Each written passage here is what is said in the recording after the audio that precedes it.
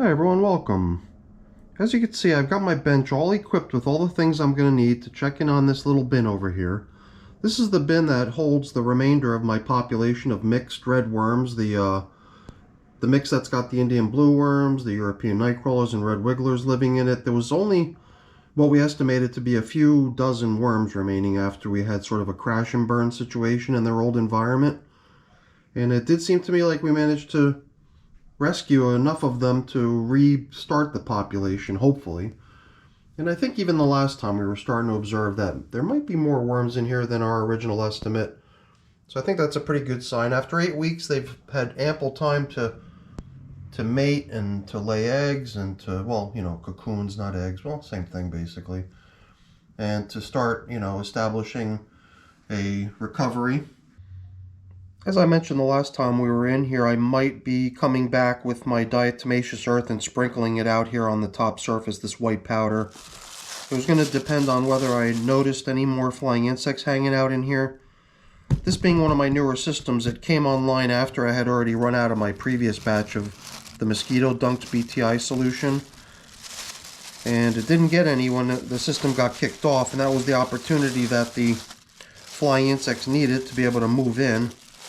So I've been attempting to use my new batch of mosquito dunk solution to treat the system to try to do away with the flying insects. The BTI helps tackle them as part of their reproductive cycle, and it prevents their larvae from developing into that next adult stage that would be capable of mating and reproducing and carrying on the next generation. That powder, the diatomaceous earth, that stuff works a little differently. That stuff is stuff that the flying insects, once they get caught up in that stuff, it actually injures them enough that they eventually perish as a result of those injuries. So it's sort of a 1-2 punch that I've been trying to apply here.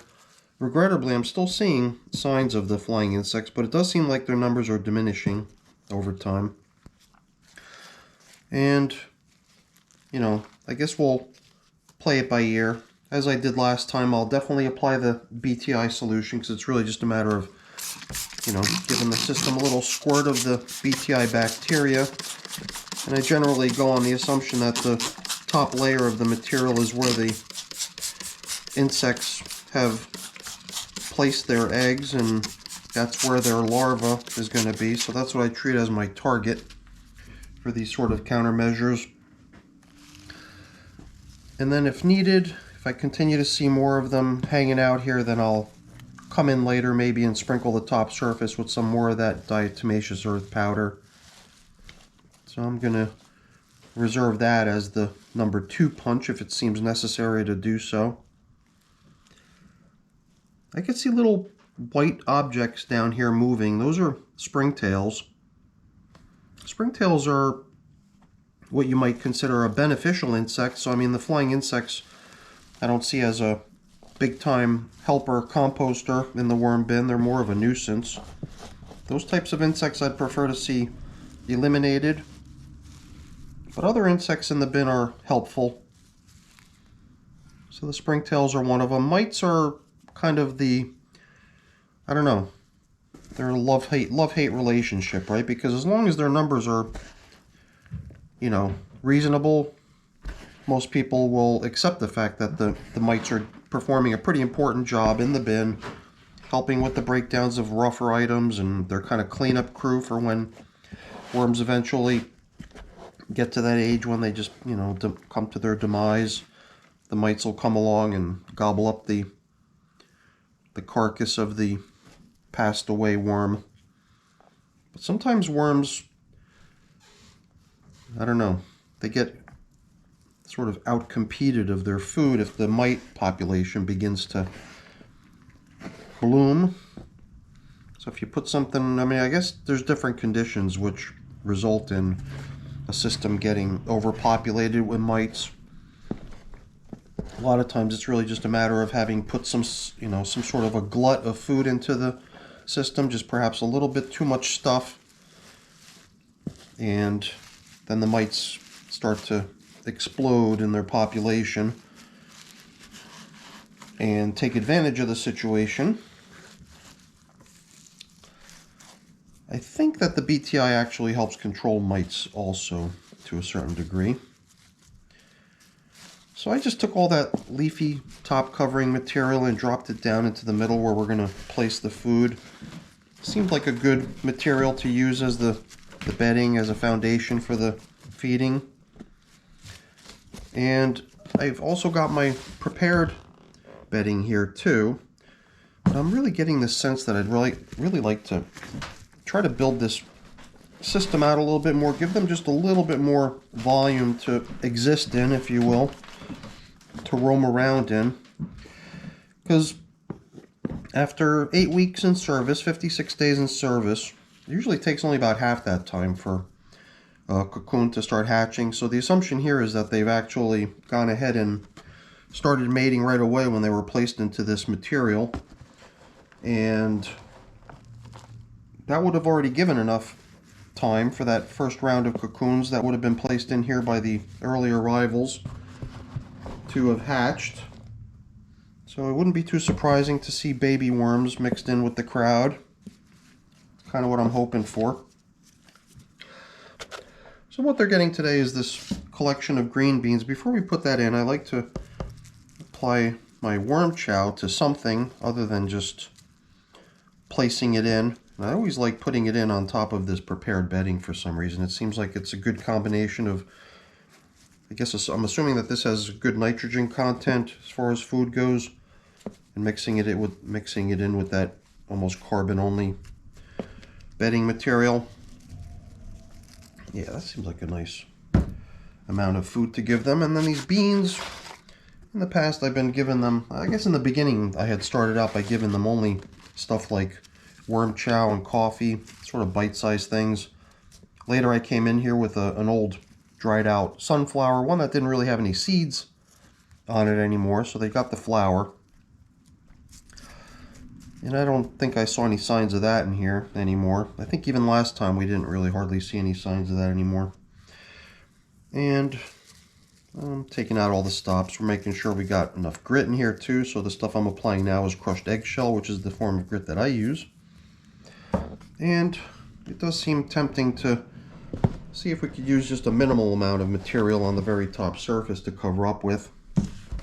So I'm going to go ahead and apply a little bit more of this bedding here.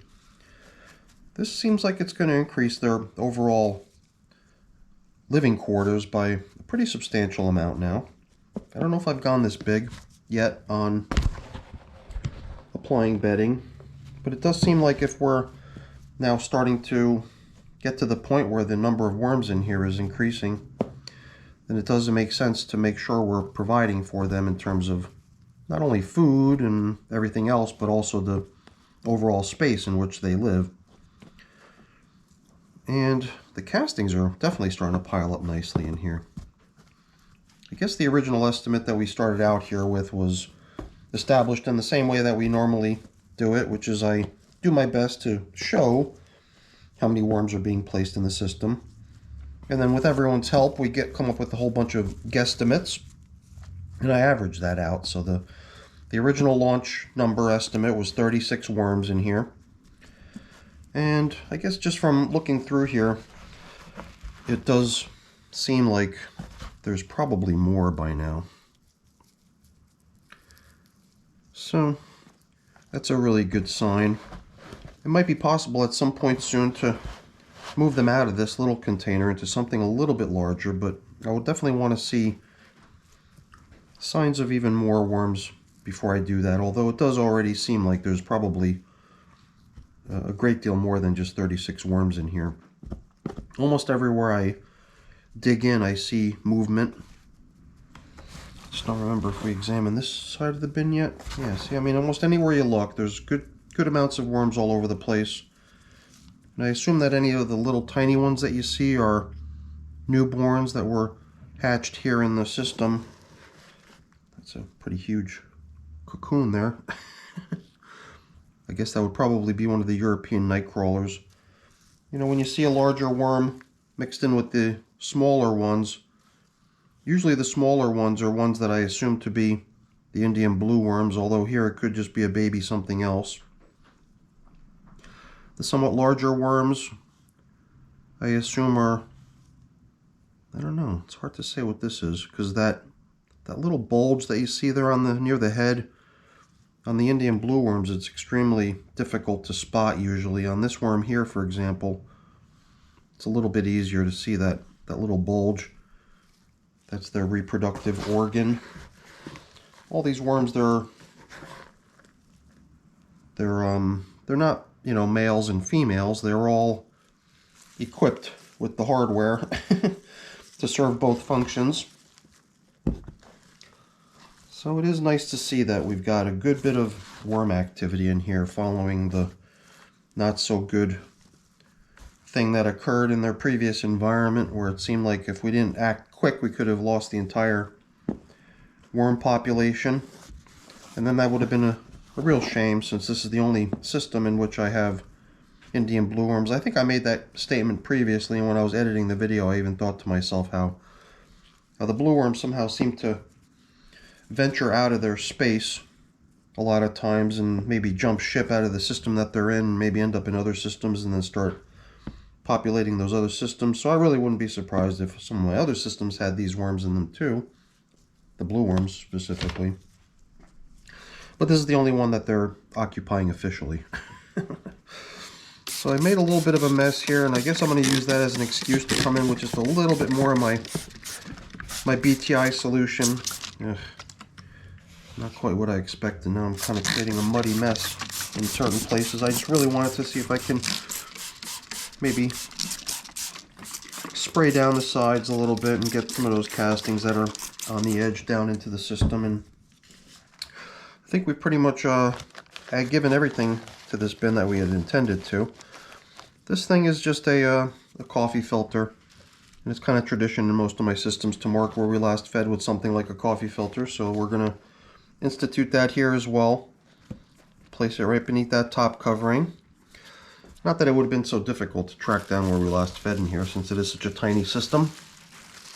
But I think I am going to be thinking about getting them into a larger space soon. It seems like a good thing to do, since there probably is enough in here to occupy a slightly larger container. And then in a larger container, once they sense that they've got more free range to roam around in, I believe that would also further spur on more mating, which is kind of what we're after, following the turn of events that this poor population had to go through recently.